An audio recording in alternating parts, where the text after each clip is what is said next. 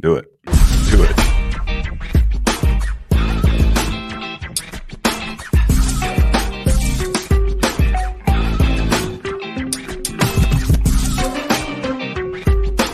Beers with Nigel is poured for you by Dire Oil Graphics, promotional products and design. They cover your brand bumper to bumper with graphic design, promo products, and print. See what Dire Oil Graphics can build for you at direoil.com. That's DYEROIL.com.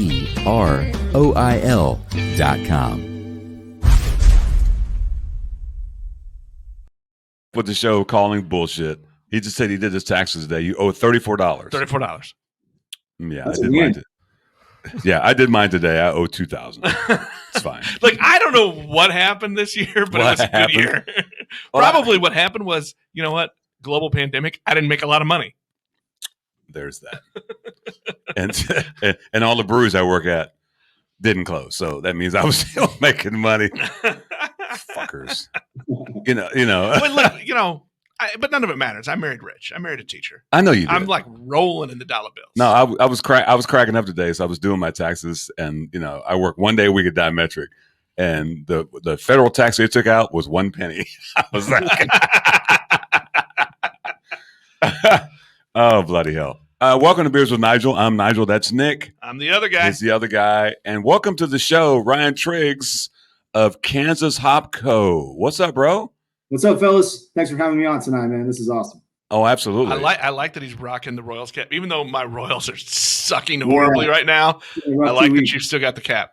I mean, your team is your team. Don't be a fucking homer. No, not a homer. What do you call it? A fair weather fan? Yeah, don't be a fair weather. Bandwanger. Yeah. Bandwanger. In case anybody's wondering, Nigel and I are both primed for tonight. I might have had 2 mezcal martinis before I got here. We might have individually had some drinks before. Individually. And now we're having more drinks. Right. We already announced that on the pre-show. So yeah, Junior, you got to listen to the pre-show. Yeah. So Ryan, what are you drinking, bro? I'm drinking BKS double that features some of our Canuck and Columbus hops in it, as well as their standard double dry hop base, which I believe is pretty Citra forward. They kind of mix it up every once in a while, but pretty cool to have our hops in this virgin. Yeah. I just came out about 2 weeks ago, so enjoying that. Only got a couple left, so looking forward to the next batch. Well, they may not make it through this episode. Well, you said Citra. That'll make Taylor Jones happy. Shout out to Taylor Jones. You can't go wrong with Citra. It's beautiful. Well, isn't he the more hops the better?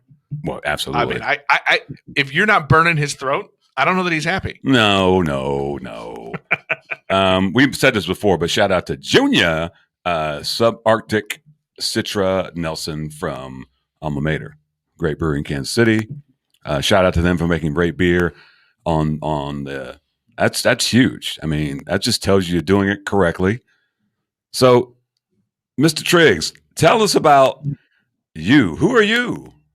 Okay, so my background is kind of in the music industry, mostly on the supplier side. My father builds custom instruments, so I've been doing that with him for the past 20 years, mostly like archtop jazz guitars, but pretty much anything with strings on it. We make ukuleles and mandolins and banjos and electric guitars and acoustics and everything like that, just all one at a time. We make like 30 or 40 a year in our shop in Lawrence. So been doing that for like 20 years with him. That's awesome. Then, yeah, that's a great. I didn't even know that was around here. Yeah, so he's been doing that since the 70s. That's all he's ever done.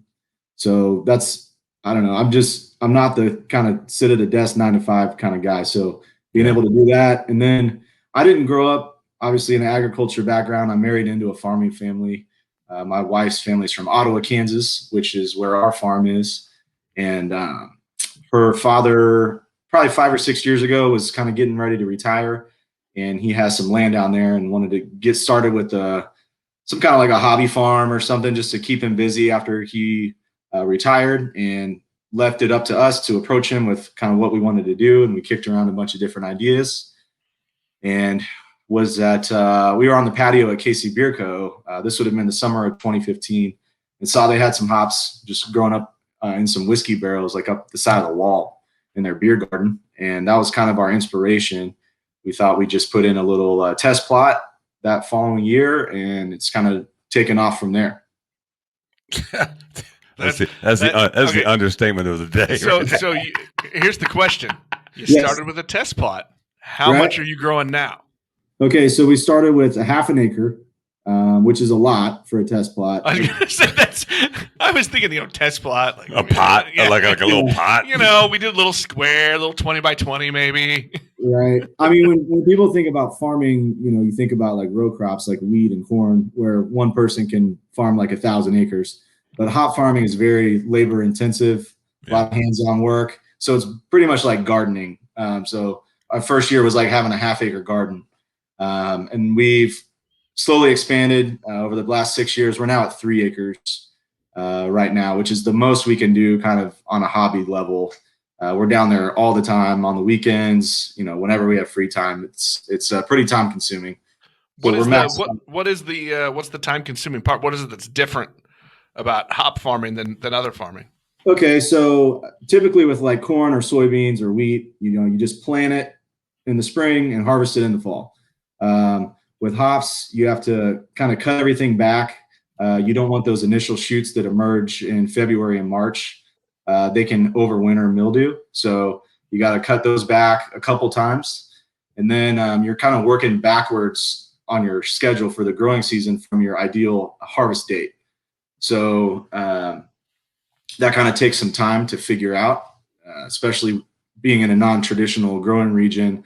We can't go based off of what they're doing in Yakima or Michigan or Germany. So we've had to kind of figure out when to let our plants go, when to harvest them, and each variety is a little bit different. And even from year to year, it can be different based on the climate. So there's a lot of, to get back to your question, we have to we hang strings down from these 18-foot tall trellis. So we have to tie those by hand, clip them into the ground by hand. Then we have to train the hop vines individually around each one. So I think we did like 18,000 vines that we trained so far this year, all by hand. Yeah. Just a little bit of work. Yeah. And there's only 3 of us that do most of it. So it's, so that's pretty time consuming. And then harvest, once we start in August all the way through about mid-September, harvest and processing, all that's very labor intensive as well. So let's back up a little bit because we put the cart in front of the horse here. Sorry, I got curious. I knew you'd be curious, dude. When I went to the hop farm, I was blown away. I was like, I want to do this, because I love manual labor. But anyway, let's back up. So you obviously love craft beer. I mean, you're supplying a bunch of breweries with your hops. We always go back to this question: what was the beer that you remember when you were younger? You were like, oh shit, this isn't Miller Lite or Budweiser or Coors Light. What was your entry level craft beer, you think? The first one for me, so probably like in high school, my buddies would work at the golf course. They'd bring like hot Boulevard Pale Ale or whatever home. So that wasn't very enjoyable. It was probably, a month old and wasn't stored properly. So my first really kind of like gotcha moment was at Free State Brewing in Lawrence. Yeah. My dad, who's just always been like a macro lager drinker, he had some friends that would go there every Friday night, and we met them there. And I had never had any kind of like local fresh craft beer off of a tap or anything at that time. And I remember I ordered an oatmeal stout, which, at that time, like right before that, I was drinking like Keystone Light. You ordered the oatmeal stout. Why? From Keystone Light to oatmeal stout. Yeah, that's just what he recommended. That's what he drank. My dad's buddy. And you were like, okay, I trust you. Yeah, I didn't know. I'm looking at this stuff, and on their menu, it's like amber ale and pale ale and all this stuff. I didn't know anything about craft beer, so obviously, complete game changer. Everything about an oatmeal stout just kind of like flipped me on my head. Oh yeah. So that was my first true experience with craft beer, where I kind of got a feel for like how different it was from what I was used to. Gotcha. Hold on. I got one. No, I lost it. I thought I was going to burp. It was like that. That was terrible. That was a lot of buildup. Yeah. I'm sorry to disappoint you guys. I'm sorry. That's what she said. So, you got into craft beer. Yep. I don't know much about your history. Were you ever a home brewer? What because obviously you had that beer, and Right. now you're a hop farmer. There's a whole story in the middle of that we Yeah. don't know. Give us that. Yeah. There was about a 15-year journey probably from between those 2 points. So I went to school in Manhattan for a little while. Then I moved to Lawrence, and there was kind of a built-in like beer culture in Lawrence. Yeah. Just with like people that like to ride bikes and go hiking. They'd grab a growler from Free State. At the time there was only like 2 or 3 breweries. I think there's like 8 or 9 there now. But anyways, what year are we talking about? This would have been like early 2000s, like 2003, 2004. Yeah, I think I was probably Free State was probably the only one, I bet. Yeah, there was one called Brown Bear Brewing that had just gone out right before that, and then it's called 23rd Street now. Before that, it was 75th Street. Before that, it was Emerson Biggins. So that was kind of a brew pub. They were more restaurant focused, right? But yeah, I don't know. Just I kind of got in with some of my dad's buddies who I mentioned before, who would go down there all the time, and I just love the vibe in a brew pub. There was this energy that I had never really experienced before, and just watching people interact and like the community aspect of it was something I just fell in love with. And then at that time I was listening to a lot of like bluegrass and jam bands, and I would go to a lot of music festivals, and New Belgium would like sponsor a lot of them. So just kind of craft beer was all around based on like the things that I was doing. So that's kind of how I fell in love with it. And, I've never turned back for the last 20 years. So that kind of got me to where I'm at now. That's awesome. That's so cool. Was it an easy then kind of when you did start farming to then just kind of start talking to all the local breweries? And yeah, so I had already had a relationship with a few just from like being at breweries frequently. I've mentioned Free State a lot, but they're kind of the first guys I approached about it because I knew them pretty well just from hanging out there so long. And so that first year, I think the yields are really low on first year plants, but I just reached out to like 8 or 10 breweries, and they all showed interest. And once we kind of had some hops to offer, I think the first 4 breweries bought all of that first year out. So they went really fast. We didn't have that much to offer, but they went really fast. And we weren't processing at that time, so they were all just like wet hop, fresh hop beers. Great. Which at that time, no one was really, there was a few breweries around here that would fly them in from Yakima overnight or whatever, but that's so prohibitive. So no one was really doing wet hop beers around here that time other than Boulevard. I think they use wet hops in their Nutcracker.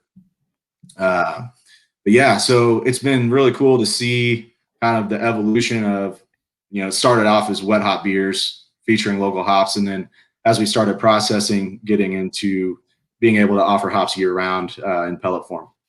Well, so I'm real curious about this. You're up to 3 acres. You're very curious. Yeah, I'm real curious about. He's got a lot of questions. I got a lot. But you got up to 3 acres now, so I'm trying to figure out, how much does that? I'm not a brewer, so I don't know all the ratios and quantities of making, but I can't imagine that 3 acres can supply a whole lot of beer in the area. How does that equate? So I would guess we're a little over 1,000 pounds an acre. So say 3,200 pounds total. Average beer is about 2 pounds per barrel. So you're looking at 1,600 barrels of beer. A lot of beer. That's a lot of beer. Yeah. So, it's quite a bit most of our customers are pretty small breweries, anywhere from 1 to maybe 10 or 15 barrels max. So it goes a long way. For example, like Boulevard, I think they're making like 200 or 300 barrels. Right. There's that. Just for reference, because a lot of people don't really. For reference. I was just trying to figure that out. Like, what does that really equate to as far as how much you can serve as far as serving the breweries around here? Because there's, look, we keep getting more and more breweries here, which is awesome. What's 5011? That's a shit ton. That's a shit ton. So I'm curious, you were a beer drinker, the breweries. How did you, I know you said you married into a farming family. Right. At what point did you like, you know what? I'm going to start growing some hops. Had that been something in the back of your mind or what give us that story. Yeah. So my dad comes from, not him personally, but like his grandparents were farmers. So I was around that a little bit when I was really young, but he's always been like really into gardening and things like that. So I've always kind of been into working outside in the dirt with plants and things like that. And, making fresh meals with stuff that you just picked 5 minutes ago, things like right. that. So, yeah. And then just like I said, marrying into an ag family, just being, out in the country and things like that just felt really natural to me. I grew up in the suburbs, and then I lived in a couple different college towns, but it just felt like home being out in the country. Yeah. And it's something that just an opportunity that was presented to us. And I was like, man, this is awesome. If we could supply a local ingredient to these craft breweries in the area. Because at that time, in 2015, there weren't that many breweries around here compared to what. Right. Yeah. Exactly. That was like right when Torn Label and Double Shift. Yeah. And those guys were kind of just opening up. So we kind of came in at that same time, right when that kind of explosion started taking off in Kansas City. So it's been really cool to get to grow alongside those guys who have been our customers as well. So when you were drinking beers, were you thinking about different types of hops? I mean, obviously now you think about it all the time. What got you interested? Because most people, aside from shout out Taylor Jones, he loves his Citra. Most people, they might know the name of a hop, but they don't really think about it. You know what I'm saying? Right. I mean, yeah. What? How did you get in that vein of the shit? You know what I'm saying? Yeah, and I didn't homebrew ever, so I wasn't really familiar with all the different varieties and what their attributes were. And then, just doing tons of research on hops in general, I found out, there's public varieties and private varieties. So, right. Yeah. At the time I'm like, oh, we'll just throw in a bunch of Galaxy and Citra, we're going to kill it. And then, you start reading, it's like, you can't even get those plants if you want to. They're patented. Only certain farms can grow those varieties. So I'm like, okay, what can we grow? So I get the list of all the public varieties that we can grow, like Cascade, Chinook, Columbus, Centennial, whatever. And so I started asking breweries around here, like, hey, which ones of these would you be interested in if we were able to grow them? So made a huge list, probably 20 different varieties, took detailed notes on the feedback we got from the breweries. And then we reached out. There's a hop breeding program in Michigan that kind of caters towards growers on this side of the Rocky Mountains, because it's completely different conditions than out in Yakima or the Willamette Valley. Absolutely. Yeah. So anyways, we kind of got some feedback from them, like, hey, we're going to be growing at, this latitude, which is a lot lower than where traditional growing regions are. Here's what our climate is, things like that. And they said, here, try these few varieties. So Cascade is obviously a workhorse variety. It can pretty much grow anywhere. But that first year we did Cascade, Columbus, Centennial, and Chinook, I believe, were the four. And everything but Centennial did pretty well. So, yeah, I mean, it's been interesting because when we planted those, people were really into it. Then some of those varieties have kind of fallen out of favor. If you pay attention at all to like hop variety acreage in the Pacific Northwest, I mean, Cascade just has been getting ripped out like crazy to put more Citra in. But it's been interesting now, like the last couple of years, West Coast IPAs are coming back. So things like Chinook and Columbus are starting to become trendy again, which, we've just been fortunate that those were the varieties that we've grown, but we've definitely seen some more interest in varieties over the last year or so. Were there any that you found you couldn't do just because of climate? Yeah, where you're at. That was my question. Yeah, yes. Because I'm sure there were some of the brewers were like, we want this, and you're like, yeah, I can't do that here. Yeah, so there'd be some because it's super humid here, obviously compared to Yakima where they're growing in like a high desert climate. So some varieties are super susceptible to mildew, downy mildew in particular. So we try to avoid some of those. even one right now that we're growing, cashmere, which has been kind of gaining some steam.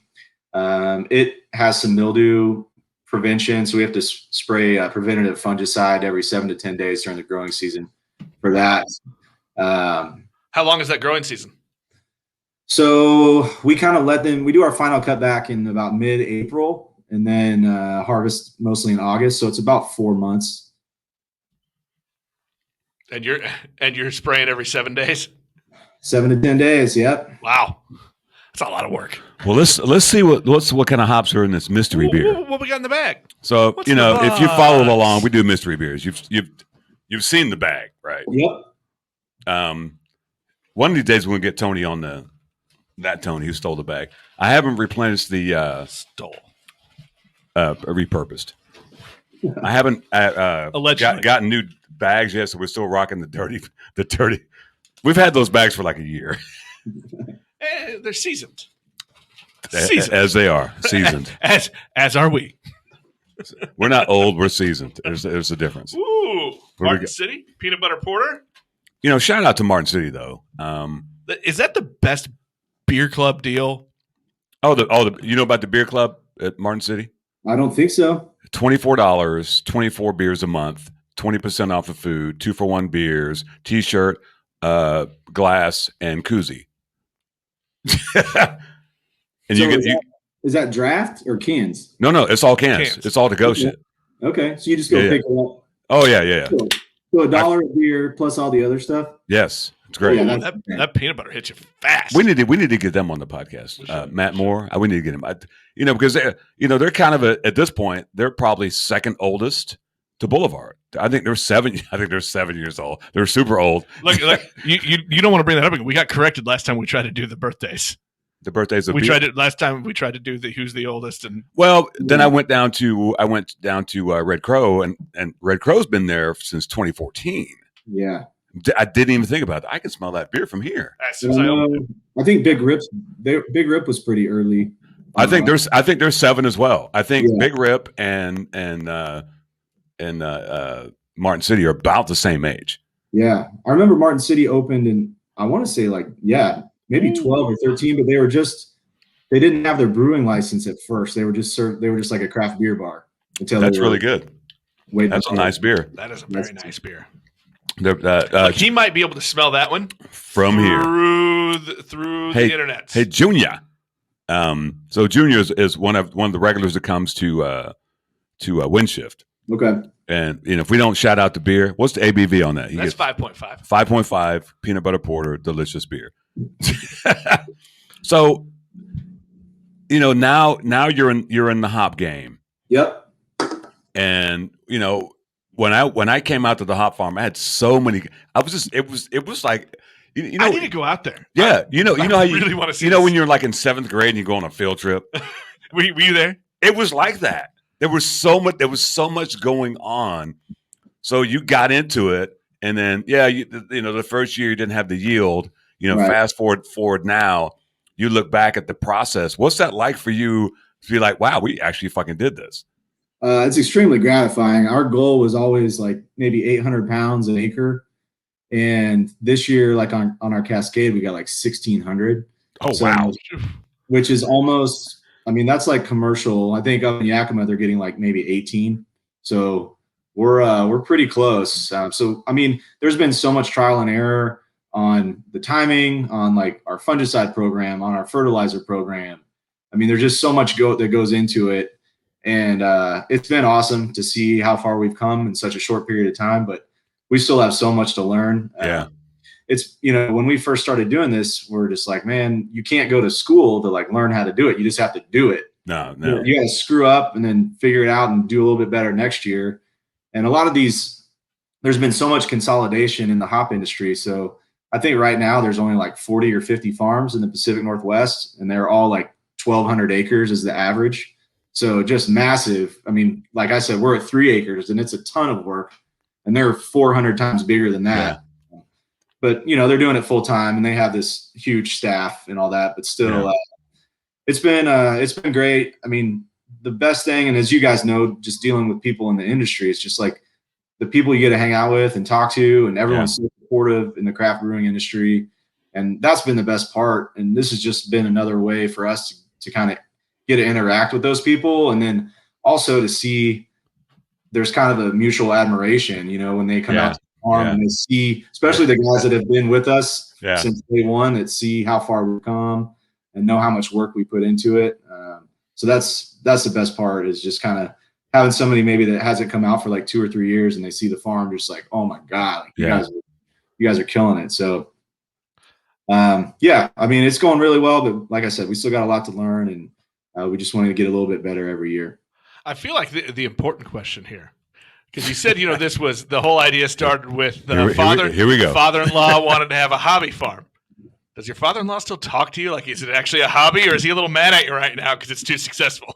No, I mean, he loves it. He's not the kind of guy that'll just like sit on the couch and watch TV. So he's always wanting something to do. So, we're down there, I don't know, during the growing season, maybe twice a week, but he's out there every day, doing a lot of the fertilizer and irrigation and a lot of the spraying and just like scouting for pests, things like that. So he's out there, I don't know, probably a couple hours a day, just checking on everything. How much did you lean on his farming knowledge there in the beginning?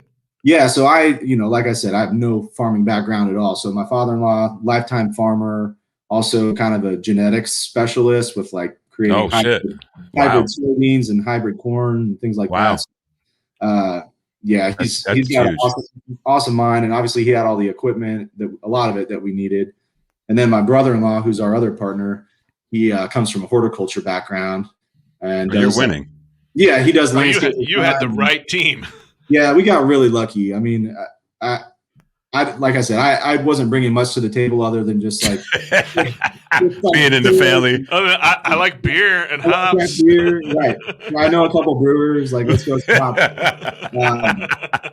But it's gone really well. So yeah, we've got a good group, and then around harvest time, we rely on some friends and family to help us out as well. So yeah, definitely kind of lucked into the trio that we have, but it's been working really well for us so far. So, when I came out, you guys were harvesting the hops, right? Yep. Explain that process, because I don't know what you call that machine. So, they explain that, and you go to the area where they like give us a visual and what happens once you get them off the vines. Okay, so for those that don't even know like what hops are or how, I didn't even realize they were vines. Yeah. So they're these massive vines. They're technically called vines with a B based on how they grow, how they climb. But they're these massive columns. They're like 2 or 3 feet across, and they grow 18 feet tall. So we cut that whole plant down, put it on a trailer, and drive it over to a stationary harvester. So it's called a Wolf harvester. That's the brand name. It was built in Germany in the 1970s. And basically, you just put the whole plant in horizontally, and there's this series of fingers that kind of rip all the cones and leaves off the main vine.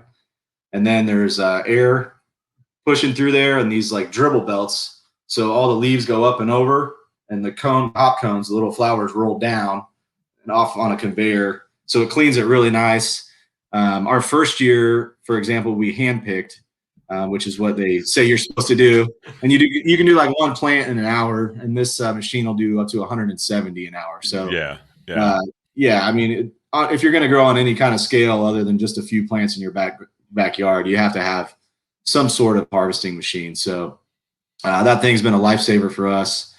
We bought it from a farmer in Colorado that was going out of business. So very fortunate to find that when we did. And it's an amazing machine to watch. That's for sure. It's I'm telling you, it's like you're 7th grade and we're going on a field trip. I took so many goddamn pictures and video. I've got slow motion video of the shit coming out when the hops come out. Are we going to get a Nigel produced video out of this? Well, no, we're going to go on a field trip. Yep. Duh. I mean, it's great. So I want to rent a bus though. If it's a field trip, I want to ride a bus. Okay. We're gonna. You know what he's getting, Ryan. He's getting the short bus. It's fine. All right. Ain't the first time. So what varieties are you guys growing out there right now? Okay, so mostly probably 80% of our hop yard is Cascade, Columbus, Chinook, and Comet. And then just to kind of explain, our Chinook, traditionally Chinook grown in the Pacific Northwest, is kind of piney. And ours has a lot more fruit character to it. Depending on the picking window and when we harvest it, it can have pineapple, melon, grapefruit, all different kinds of notes. So that's been really awesome for us. People use that a lot in IPAs and pale ales.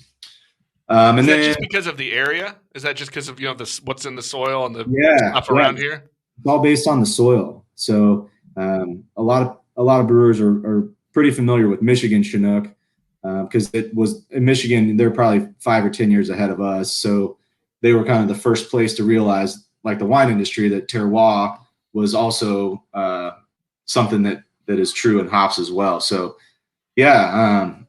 And it's taken a little while for people to kind of wrap their minds around that. When we say we grow Chinook, we have to tell them up front, don't use this as a bittering hop, in a whatever 8% double IPA. Like, it's got some really nice fruit that you don't want to burn off. You might want to use it in the whirlpool or the dry hop or something like that. So what was there? What I was out on the farm, and there was a hop that you had that you kind of you grab it and you break it up and smell it and get the oils out. There was one that smelled like fucking like rock candy. What was that? I think that was Triumph. Yes. If I'm not mistaken. Yeah. So we just did a little test on that. We grew 17 plants of that last year. I believe that variety was released in 2018 from Oregon State. So recently, as private varieties have kind of increased, there hasn't been many new public varieties that have been released since we started growing. So it was awesome to have a new one that was available to us.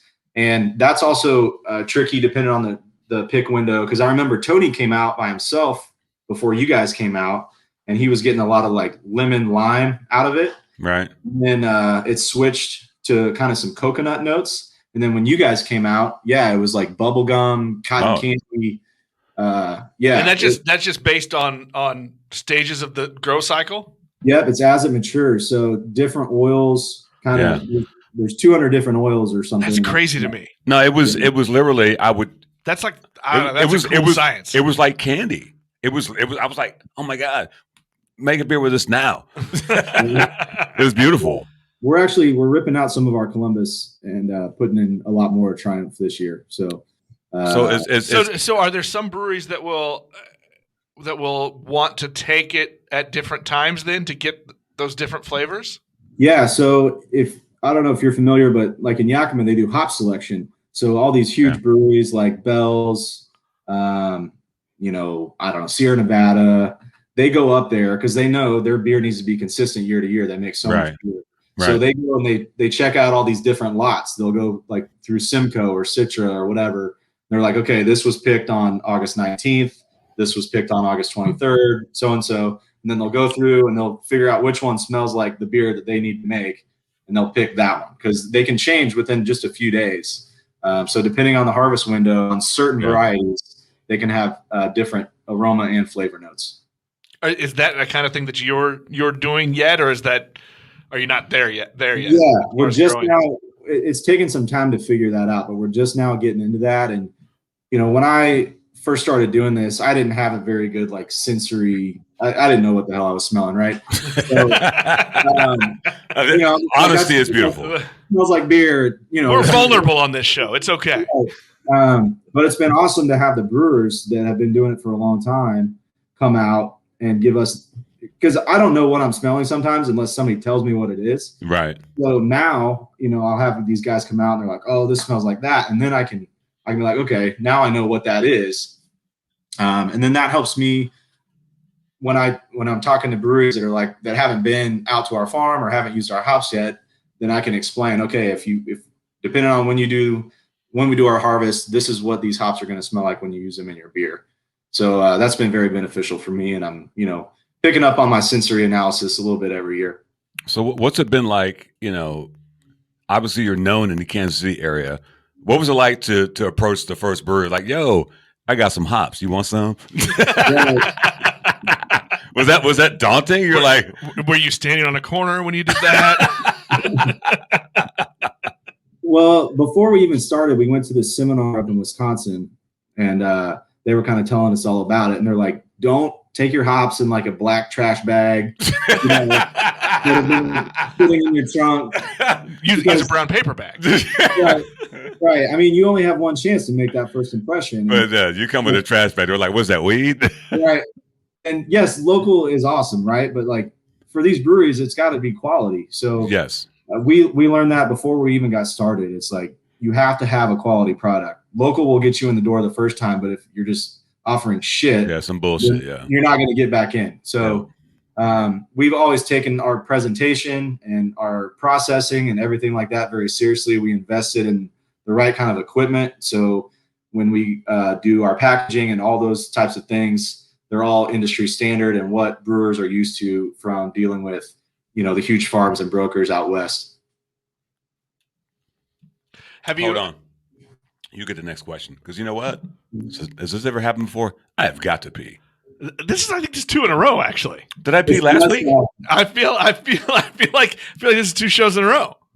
Okay, I gotta pee. You can handle it. There we go. I might do this regularly. He's a professional podcaster. I'm the other guy. It's not gonna take long. Ask a quality question. Don't fuck it up. Don't fuck up, man. Don't fuck up. So now here's what I want to know though: is have you had some breweries kind of outside the area, some that kind of shocked you? It's like, hey, we want to come check out what you've got. Yeah. So our footprint's kind of gradually expanded. Now we're kind of getting into like Oklahoma, which I've got to talk to Nigel about quite a bit since he used to live down there. But yeah, I forgive him for that. Right. Yeah, we won't hold that against him. But no, actually, man, I did not realize until doing this with him. There's a lot of great beer in Oklahoma. Absolutely. Yeah, I was just down there doing some deliveries like 2 months ago and got a visit with some of those guys. And the brewing scene, I was in Tulsa, but it's kind of like the Crossroads is yes. in Kansas City. There's a whole bunch of them right next to each other. They're all really good buddies and they help each other out. And so yeah, I was just blown away by the amount of breweries. The beer quality down there is really solid. And obviously it's a little bit warmer down there. So they all have these killer outdoor spaces. Just a really good like brewery vibe. So I was on like a work trip just delivering hops, so I didn't get to like hang out and drink beer, but I definitely want to go down on a weekend sometime where I can actually enjoy it. Right. Yeah. So how hard is it to I guess expand your market and your market reach really is the word, right? Beyond our metro area brewery, for you to get to those others. Is it difficult as a small guy? Yeah, it can be, just because we can't offer like free shipping, or now a lot of the like BSG, for example, a lot of these guys will get bulk grain orders and then they just throw their hops in with it. So they're not paying any extra for shipping and things like that. And, that adds up. And also our hops, just due to economy of scale, we can't compete on price with the farm that has 1,000 acres. Right.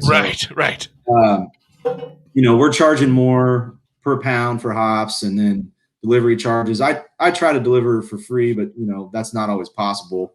So shipping, but I mean, people are into just trying different stuff and supporting local as much as they can. And I just found out the other day, I think I believe it was the USDA, they consider local like 4 hours, which I thought it would be like 30 minutes or something. But that's awesome. So yeah, we have people reach out from like Northwest Arkansas and Oklahoma and over towards St. Louis and things like that. And they're interested in what we're doing. And you can give St. Louis all your bad hops. He hates St. Louis. No, he hates Cards fans. That's what it is. It's really, I don't hate St. Louis. It's just they're baseball fans. Yeah, so it's been kind of a gradual thing as far as our expansion. And the one awesome thing has been we've been selling to homebrewers. We offer smaller quantities for homebrewers. So there's a lot of people that either have family that live here or people that live here that have family somewhere else that are home brewers, so they buy hops from them, or people that used to live in Kansas City that know about us but live somewhere else. So we've been shipping all over the place, all over the U.S. We also have a guy that imports our hops that lives in Italy. No shit. Wow. Yeah. So he has a homebrew shop, and he buys from a lot of kind of farms like us from all over the United States. That's smart, actually. Yeah. So that's a good business model. That's been cool. I got some hops from the States, bitches. Is there anything I guess is there anything that you can say you offer just because of where you're growing that's different than everybody else, and because you're doing such a small that you can say, you know, our hops are this that you can't get anywhere else? And like, is there something that kind of you've been able to really key on in your pitches? Yeah. So I guess our biggest selling points, number one, are just the relationship. You know, a lot of these guys are just getting on the computer or getting on their phone and pushing a button, and then the hops are showing up a week later or whatever. So, I mean, that's great. And those huge farms, they're killing it on a consistency level and a quality level. But just to have that human interaction, and then they can pass that on to their customers. Like, hey, we went out to the farm, we talked to this guy. Yeah. Or I can go in and talk to the customers sometimes when there's tap releases and things like that. So that's number one, is just the relationships. Number two is just having feedback. You know, most farmers sell to a processor, and then they sell to a grower. Right. And it's this huge conglomeration. So you don't really know a lot of times like what farm the hops are coming from, and they're all blended together. So just having transparency on like where the hops are coming from. And then we also go straight from harvest. We dry, which takes about 2 days, and then we process. So we can offer pellets the hops were hanging in the field 48 hours prior.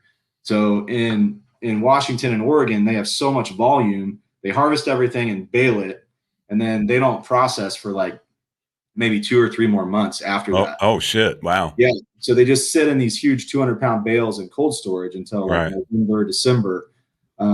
So that's one good way for us to get a leg up. And then also, like we talked about a little bit earlier, is just the wet hop beers. You can, I mentioned you can import them from Yakima or Oregon or wherever, but you got to overnight them, and they start to degrade within about 2 hours. Yeah. So yeah, for us, we pick them, and then either the brewery comes and picks them up, or I'll deliver them to a brewery, and they're in the kettle within maybe an hour or two tops of when we picked them. And you just can't compare the freshness and the flavors and aromas that you get out of wet hop beers that were literally in the field an hour before. Yeah. So that's kind of what I want to know, just as the newbie, like the differences between those fresh wet hop and the dried and the pellets. And the pellets, because those are things I don't know. Were we separated at birth? We were about that same question for the second time. Look, because I don't trained journalists. I don't know if that's a fucking trained journalist, dumbasses. I don't know.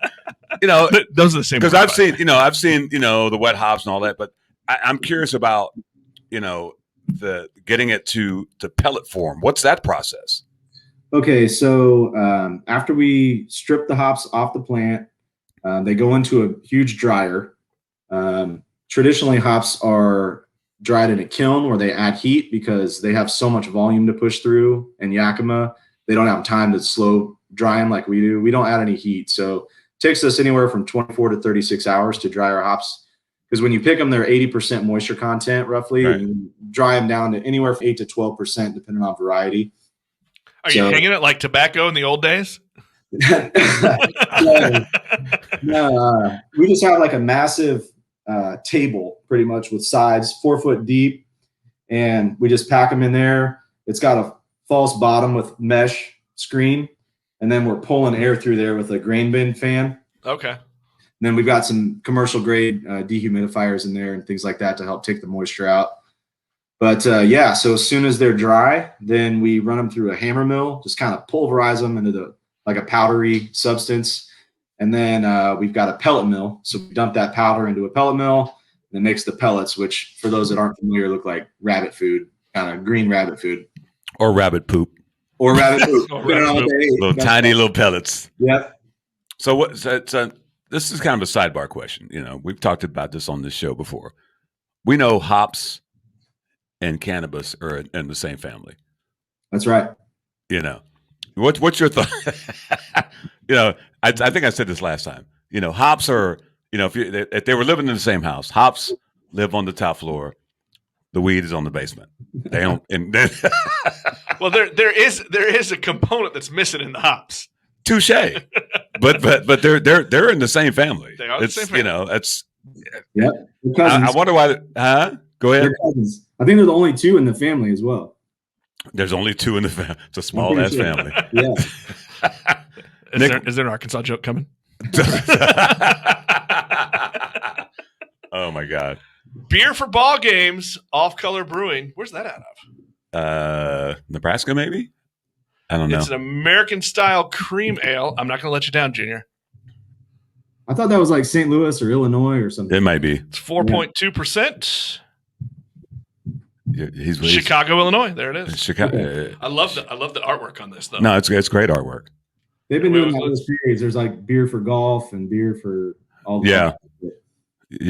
Are you watching what you're doing? That was a terrible show of the beer. That was a terrible show. You were too close to the camera, first of all. Well, it's so white. I didn't know. You can see yourself. What the fuck? Oh, my God. Wow. We had that much? Well, we did pregame. There's that. So I'm going with some of that Grapefruit Solar. Oh, shit. Shout out to that beer right there, bro. Is that your hop in that beer? Our Cascade's in it, I believe. Yeah. Yeah, it's a beautiful beer, man. Well, so that leads to my next question. Do you have a favorite that's been made with your hops? Favorite beer? Yeah, that's been made with your hops. You put him out there like that? Yeah. like I ain't throwing you all softballs. Yeah. I think the one that surprised me the most was Alma Mater's wet hop beer this year. They used some of our Canuck and some of our Comet, and I think it was a Comet, but I'm not for sure. They got some really awesome like strawberry notes out of it, and I know I was pleasantly surprised, and I think Nick and Michael were too. I don't think they saw that coming, so that was awesome. And I mean, that's the best feeling, right? Like when even the brewers that use the hops are like, "Holy shit, those are." I mean, that's the point, right? Yeah, right. So I don't know. That's the coolest part for us is when we get that just badass feedback, maybe from a brewer that wasn't really expecting the hops to shine that much. So that was probably my favorite from this past year. Was there one kind of early on that just, I guess, kind of gave you that feeling like, yeah, we're doing this and it's going to work? I mean, brewers are using this. Yeah. So we've become really good friends with Dusty and Mel at Not Lost because they're in Ottawa, just down the street from our farm. And I remember like right when we first started, they made a wet hop batch. This was still when they were just home brewing. And it had our Canuck in it. And we didn't know that our Chinook, which we call Canuck, was any different at the time. And they were getting these crazy like pineapple notes out of it, when they were expecting just like dank pine, herbal stuff. And it was the only hop they used in the batch. So we knew that it was from our hops. And we were just like, man, this is awesome. Like we really have a chance. We know the quality is going to be good. We weren't at that time, we weren't sure about our yields because they were still pretty low. Right. That was the first time we were like, okay, we can actually grow good quality hops in Kansas with decent aroma and decent flavor. And so that was kind of like our light bulb moment as far as like, maybe we have a chance at doing something here. I think, just because I've experienced a lot of the beers that you've, contributed to with the hops, they've all been fabulous. I mean, there's not a one out there because, and let's keep it real, the fresher the better, right? Yeah, absolutely. You know what I'm saying?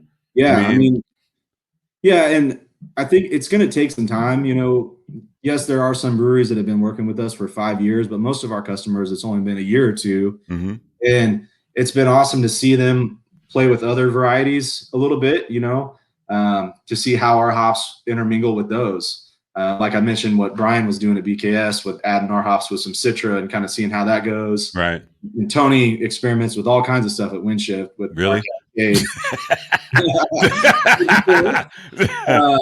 So yeah, I mean, this will be a 20-year process for people to really kind of dial in and see what other hops play well with our hops. But I mean, that's awesome. There's so much room for experimentation there. Absolutely. And, yeah. So there's a million different beers that you can make with just 7 or 8 different hop varieties as far as different additions and things like that. Do you have a favorite hop? That we grow? No, just in general. I've really been liking Sabro lately, which is not used a lot. Yeah, but it's newer and it's kind of catching on. New Belgium uses it in a lot of their IPAs, and I've been loving everything that they've been putting out. That Mountain Standard, the Hammer Chain, for any like mass-produced beer, that's usually my go-to. From an IPA standpoint, because their quality is just really solid, and it's I try to support the guys that buy hops from us as much as I can, but I can only buy so many like $22 4-packs. So, my wife wants to kill me every other weekend when I come home with like, 8 or 10 4-packs because she knows how much they cost. So every once in a while, I got to go get a 6-pack of Odell's to kind of even things out. Right. So, I mean, that begs the question, what does your wife think about this whole, this business? And I mean, obviously she grew up, in a farm family, but what does she think about this? Yeah. So my wife in general is a red wine drinker. She does enjoy craft beer. And as we've kind of got into this, she loves going to breweries and trying new beers. And it's funny now, she prefers almost drinking beer over wine. Like I'll come home and she'll be drinking, like I said, one of my $5.50 double IPAs from that I only have, 4 of. And I'm like, what the hell's going on? But she's like, sorry, it's so good. You know how you justify that, right? How's that? You tell her if you had a pour at the brewery, it's $6. So we're saving 50 cents. Right. That's right. So, now she's been super supportive, and it's really been fun. We've got 3 little girls, so we take them down to the farm and just letting them run around and kind of get familiar. It's awesome. Teaching them about what we're doing. Yeah. It's so different. Most kids that live in the suburbs or the city don't get to see stuff. Never see that. Yeah. Never see that. They don't really know any different. They just like, oh, my dad is a hop farmer, right? But I hope they appreciate all the hard work that goes into it, and it's just awesome to let them kind of be a part of it. And some of them are getting old enough now where they kind of want to help out a little bit too. So that's cool. Let's keep it real. I'm going to keep it real right now. I've told people, one of my buddies is a hop farmer. They're like, what? So no, I'm riding your coattails, bro. Because nobody knows a fucking hop. You know a hop farmer? You do now. I do now, but nobody knows a hop farmer. Before today, you did not. No. That's not even. I do remember you going on this field trip, though. It's such one of those things that I think that when I posted about us going to the field trip, that beer drinkers never think about that component. It's just one of those things. It's like we don't want to know how the sausage is made. Right. You know what I'm saying? But it's such a craft in itself that makes craft beer what it is. Yeah. I mean, and you and I had a conversation the other day. I'm like, man, your place is because this place where they are, it's beautiful. It's field trip ready. So, I would bring a tent and just spend a weekend. Well, 2 questions. First, are you getting field trips yet? Are the schools sending their buses of kids yet? It's all the homebrew clubs. It's just the homebrew clubs. Nigel's gonna have them lining up. No shit. Watch. I'm gonna have to start charging admission. I mean, you know what? We can do that. Yeah. People would pay to go to wineries. For sure. Yeah. You know what I'm saying? We've talked about that. We're so limited on time. No, I've got it covered. You don't get to do shit about it. I'm just going to show up. You be the tour guide. Absolutely. All right. So this is a little bit of a sideways question, but are you still making instruments too? Are you still working with your dad's business? Yep, still doing that. I'm in Lawrence probably 3 or 4 days a week. I'm usually on the road on Fridays doing hop deliveries and visiting with our brewery customers and things like that. But the rest of the week, I'm still in Lawrence at the shop building guitars and stuff. Hold on though. He missed out a whole part. I saw somebody's schedule of live artists. Ryan Triggs is on somebody's schedule to perform at a brewery, right? That's right. I play a lot of live shows as well. Yep. He skipped that part, didn't he? Oh yeah, I didn't know he was a active musician as well. Renaissance man right here. Well, it's just a natural second Renaissance man. Yes. I mean, I'm building guitars. I've been playing music for a long time. And then when I started getting into the hop farm, it's like, man, I'm at these breweries. They all like having live music out on the patio or whatever. Perfect. So it was just a natural fit. And then it's been really cool because now a lot of places will dry hop a firkin or something special like that. Yeah. That's only available during the show.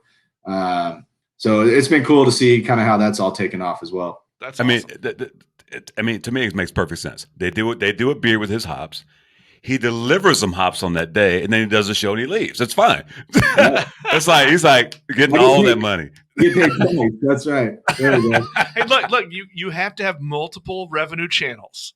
For sure. Yeah. This beer is really nice, by the way. I like beer for ball games.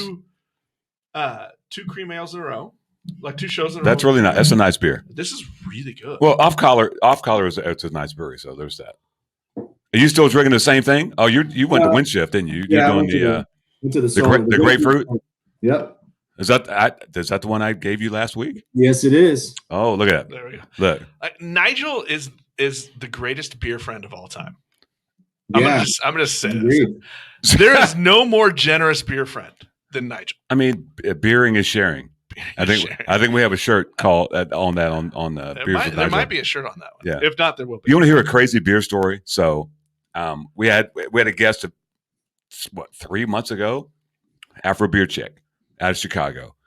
I sent her some Windshift. I sent her some Diametric. I sent her a bottle of Rieger.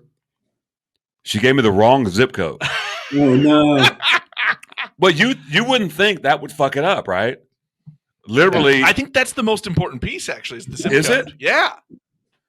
It wasn't even close. If it wasn't even close, it was like in a different state. Well, no, it was in the same. It was in the same state. It was in the same city. Yeah, right. It was one number off. Literally, she never got it. I got the box back today, 2 months later. Oh no! And still intact.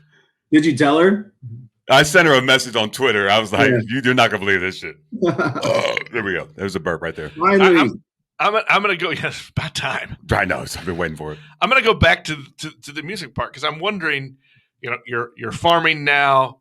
You've been building instruments with your father. Are there any similarities to the two processes? Like, is there anything that you find that's kind of that similar headspace? Yeah. So my dad worked for Gibson Guitars in Nashville for a while. No shit. Wow. Which, I mean, for those that aren't familiar with the music industry, they're like one of the top 2 or 3 guitar manufacturers in the world. Yes. So I equate that with like Budweiser, right? Or Miller Coors. So, really? I mean, I'm just from a number standpoint. Sure. Yeah. Production volume, not necessarily a quality or whatever. But, Gotcha. So, and then now, at that time they were doing like 200 to 300 guitars a day.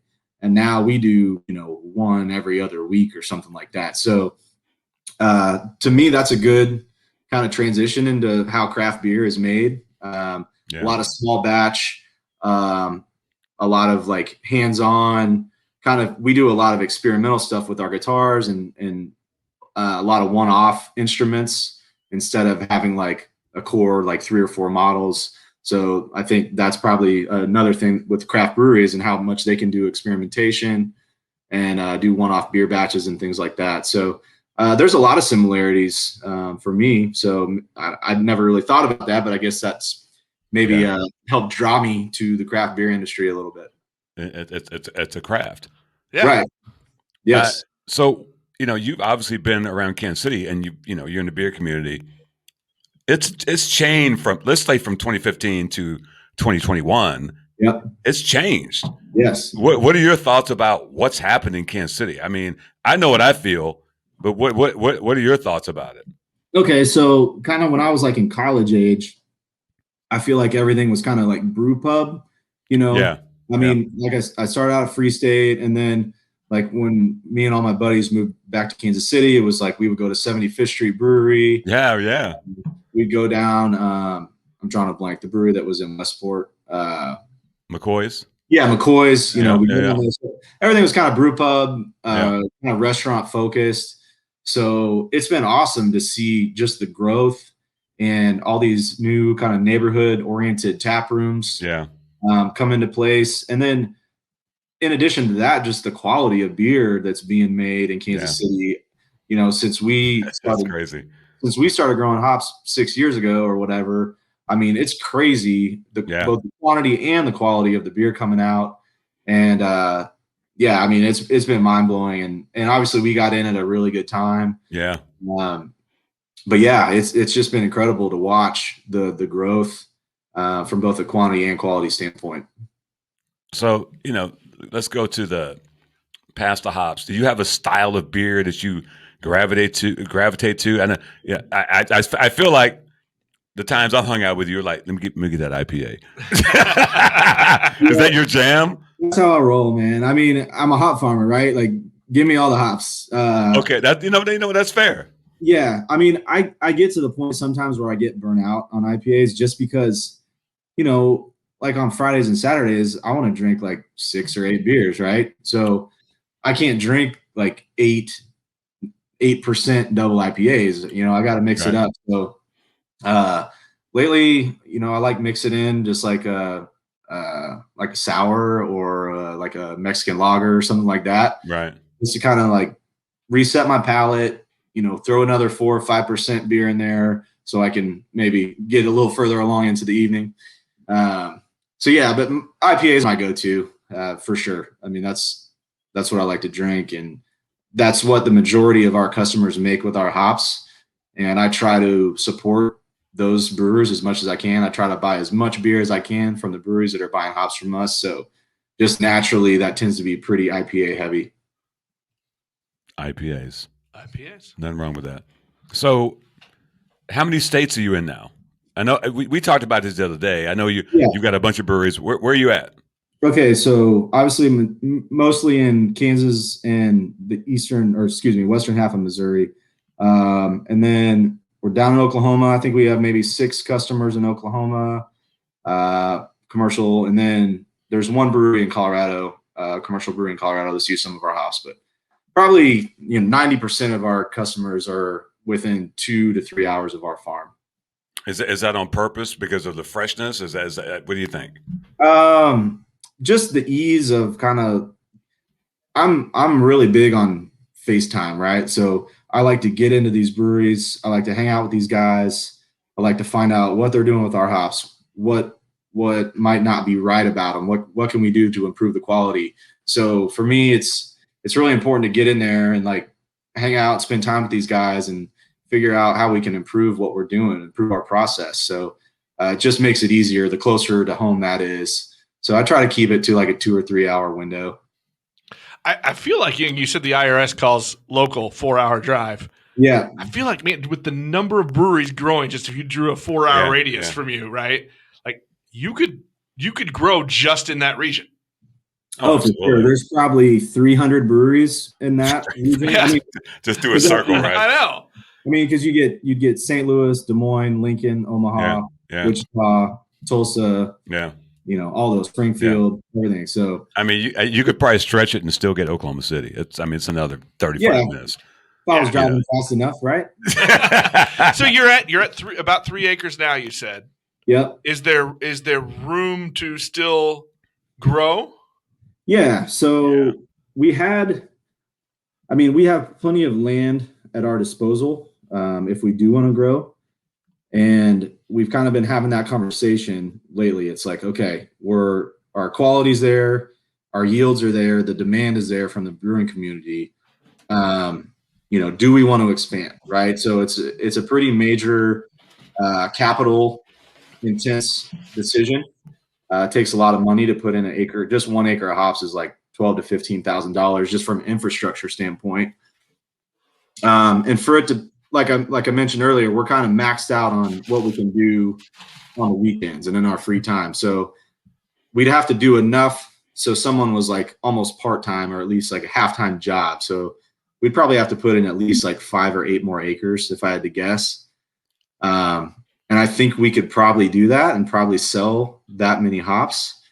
But at that point, we'd be relying on farming for income, which is extremely stressful and, terrifying just because there's so much that's out of your control from nature. Yeah, I'm like all of those entrepreneurial jump off the cliff decisions are hard. When you're reliant on Mother Nature, I can't imagine that extra dose of anxiety that comes with it. Yeah, because if there was like a 30-second hail storm that came through, it could fuck your shit up. It'd destroy your whole crop. You'd have nothing. Yeah. Right now, there's no crop insurance available for hops outside of the Pacific Northwest. Really? At least anything that's worthwhile, yeah. So there's a group down at Texas A&M that's working on that right now. They're hoping that's going to be live for 2022, but it'll most likely be 2023. So yeah, we're a ways away from that still. So all those things considered, we're probably not going to be expanding at least for the next couple of years. So I'm just going to tell you, I want to work at the hop farm. I really do. I was so enamored. Nigel, that's what I love about Nigel, though, is he loves every part of the beer industry. But he wants a piece. But that part of it is so unknown. It's like, oh, you like hops? This is where they come from, bitch. Right. It reminds me of as a kid, I didn't work on a farm, but living in England, I lived in places that had farms, and so I being in a field and seeing that shit, I was like a child. I keep referring to the field trip. That was an actual field trip to the field. Often like a child. Well, no, I'm 8. I'm 8 years old. I'm almost 9. Hey, get a mystery beer. You got one more? This is the worst bag ever, though. That bag is that's it's not even a bag anymore. It's terrible. Well, there's a rip down the look. You ripped her dress, man. Look at that. Windshift. What's on the bottom of that can? What's that say? There's something on the bottom of it.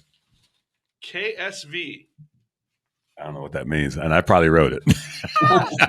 That does look like the Nigel font. Yes. What is that? That's my handwriting too. You can't read it. Autumn Purell cider? Purell. No. Autumn something. Punch. It's punch. Autumn punch cider. Sure. Have I ever brought you a cider? I don't think we've had a cider on the show. That's just fire. Shout out to Kevin Aubuchon. He makes the ciders at Windshift. He kills them. I should have brought you so they're doing a mojito cider. Ooh. Yeah, it's ridiculous. Did I give you a taste of that when you came to? No, that sounds good. I'm going to have to come back. My bad, bro. So what? You say you're probably going to wait for expansion, and that all makes a lot of sense. What's next as you look kind of the next things for the farm? Yeah, so I've kind of mentioned this briefly to Nigel the other day. It's hold on. I didn't tell him. It's breaking news. Yeah, no one knows. This is our first breaking news on the podcast. So we've been kind of working on this concept for about 3 years. Initially, we were going to do this at the farm. We wanted to have just like a tap room where we could serve all the beers that people are making with our hops, right? Right now, there's about 65 breweries that we're supplying to. So there's constantly new beers coming out every week with our hops. We're like, man, it'd be awesome to just get like 1 or 2 6-barrel kegs from each of these batches and just constantly rotate them through. So we've been working on that for a couple of years, decided that the farm's a little too far away from a population base. You don't want people driving an hour each way from KC to come drink 6-7 beers or whatever. So we were looking at some property in Western Johnson County, which is where I live, where my brother-in-law lives, Nick, who is one of my partners at the farm. And we were going to do this like in 3 years. We were going to buy some property and then build to suit. But we actually came across a space in Olathe a couple months ago that we fell in love with. So we just recently signed a lease on that about 2 weeks ago. And we're going to be opening a taproom concept, hopefully by the end of this year. We're going to have a little bit of a little nano system on site, do a lot of collabs with our brewery customers, but mostly just feature guest taps from all the breweries that buy hops from us. That is really cool, and what a great branding move for you guys. No, it's a sick concept. That is fantastic. He told me that, I was like, yeah, I hate you. That's a genius move.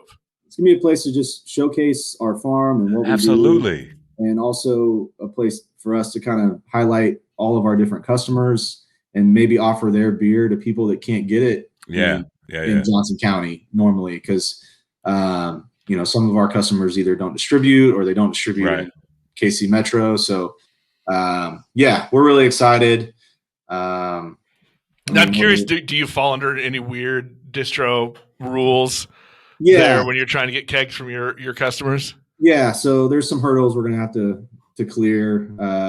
Some of them, don't have a distributor in Johnson County. Some of them don't distribute in Kansas. Some of them don't distribute at all.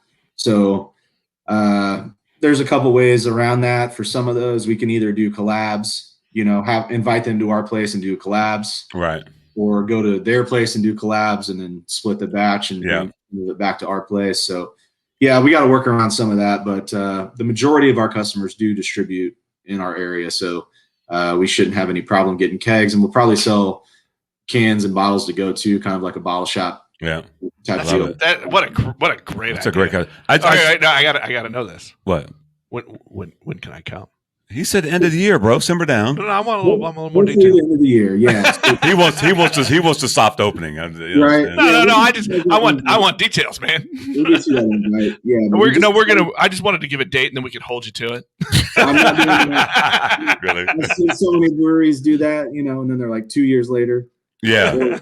I still think though your spot down there in Ottawa, you could still do something like that, but it's almost like an overnight thing. Yeah, because you have enough.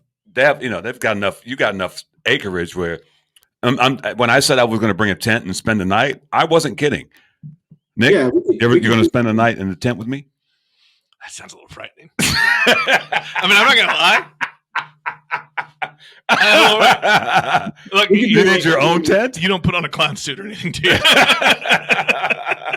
We're gonna go catfishing. We're gonna go. I got a pond. We're go noodling. There you go. We can do that. You know what I'm saying? Yeah. No, it'll be us as a pilot program, and we'll see how well that goes. If either of us die, then you won't do it. I don't know if we have enough insurance for that. No. We're gonna sign a waiver. All right.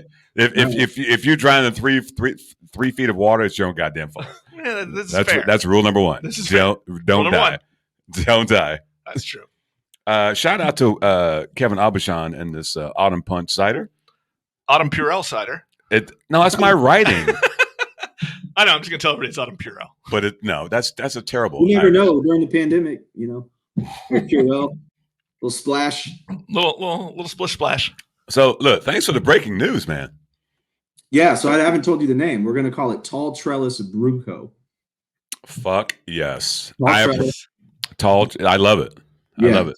So talltrellis.com is the website. We're at Tall Trellis on Instagram, Facebook. Oh, it's already cracking. Yep. So I know when I asked you, I know I have like 9 days until this airs, right? So yeah, you got not this Friday, but next Friday, right? Okay, so I got to get our landing page on the website up and all that stuff. Okay. All the social media pages are created. I haven't done anything yet with them, but we've locked up all the handles and everything. So yeah, it's a go. We're gonna do some promo shots at the space. They've already started doing demo, so it's going down. That's bro. That's so cool, man. I mean, this is a different story than we've ever had on the podcast. No, I don't know. Do you know any other? I guess you do because you're in the business. You probably know some other hop farmers, right? Yeah, for sure. I mean, there's nothing like this in the region. Right. What's the closest hop farm to here? There's a couple other small farms around Kansas City, actually. Really? There's one in Tonganoxie called Porter Valley Hops. And then that's Tonganoxie. Nobody's going there. They've been supplying to. I know Casual Animal does some stuff with them. Okay. And I think Apex maybe is going to start doing some stuff with them. So yeah, and then there's a couple other small farms in Kansas, southern Kansas, western Kansas. I'm not sure much about Missouri. There was one called Royal Hops up by Smithville Lake for a while. they're out of business. They were doing some stuff with Boulevard for a couple of years, some wet hop batches, but yeah, I mean, there's no huge hop industry around here. Yeah. So yeah, and then we'll be, as far as we're also going to have a little small hop yard on site at the tap room space. Nice. And so people can kind of get a feel for what hops look like and how they grow, and like you were saying, kind of bringing that agriculture And to the education. beer, Yeah. Right. So we're really excited. We can't wait to get it up and running. So next year is going to be nuts, but we're ready to take it on. Well, man, this has been really cool. I'm glad, Nigel, you guys got together and you came on, because this is a whole different part of the beer world. Yeah. I was just going to say we should do like a live one during harvest. You guys could interview like yes. When is that? It'll be in August or early September. Yeah, we're down. Somebody can also, like, one of our wet hop customers come pick up hops. Yeah. Talk about it. You guys could get some footage of the farm and all that kind of stuff. Hell yes. If you want to do that. I'm gonna bring him here before that, because it's too good of a field trip not to do it. And Nigel and I are clamoring for field trips right now. Yeah. I could tell. You said field trip like 100 times. I mean, I love field trips. I don't know about you. Look, I don't know about you, but it's been like 15 months of video interviews. Like, I'm ready. Let's get out. Yeah, but definitely come down sometime when you're not having to work. Yeah, absolutely. So this ain't work, man. Right. Come on. Yeah. You know what I'm saying. So one more time, shout out where people can find you on the interwebs. Okay, so Kansas Hop Company is KansasHopCo.com. We're on Facebook, Twitter, Instagram. And then the new space is called Tall Trellis Brew Co. We're at talltrellis.com. And we are at Tall Trellis on Instagram, Facebook, and Twitter. We'll start posting. We've already kind of started gathering our brewing equipment. And like I said, doing some demos. So we're going to have tons of video footage, photo footage, all that kind of stuff coming soon. So excited to share with everybody what we've got going on. Can't That's fucking wait. awesome. Where can they find us? You know what? You can have Beers with Nigel on Apple Podcasts, Google Podcasts, Spotify, or any of your favorite podcast apps. You can even tell that Alexa, hey, Alexa, play the Beers with Nigel. Now, if you say, hey. I tell Alexa, hey, all the time. Hey, Alexa. Actually, when it says, hey, Alexa, play the Beers with Nigel Really? show. You know what else?